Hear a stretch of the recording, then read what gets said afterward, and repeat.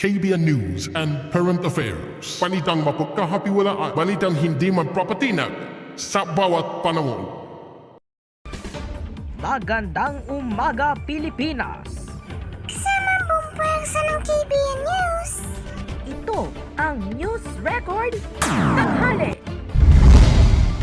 Kilos protesta ngayong Labor Day. Mga nagprotesta sa Manila, hinarang ng mga pulis. Mga barko ng Pilipinas sa Baho de Mansilo napinsala matapos tumbahin ng water cannon ng China.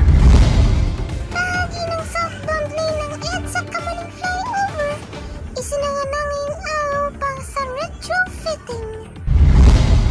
Sa record abroad, lalaking may hawak na espada umatake sa East London. Isang binatilyo, patay! Sa record showbiz, mga deserved na bakasyon ni Sandara Park.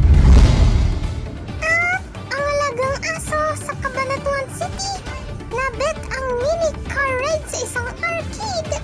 Trending!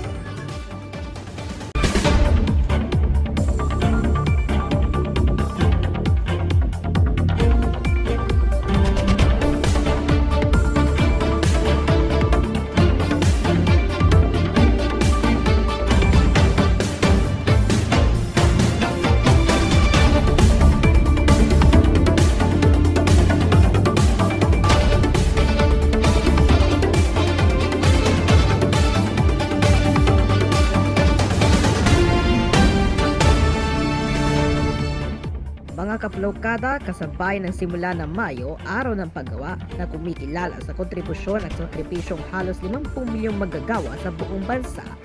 Pero dahil sa tumataas na bilihin, panawagan pa rin ng ilang grupo na idagdag pa ang kanilang sahod. Mula sa Pinaval Street sa Espanya Boulevard sa Manila, nagmarcha papuntang Moraita ang kilusang Mayo 1. Panawagan nila ang 150 pesos na aumento sa kanilang sahod.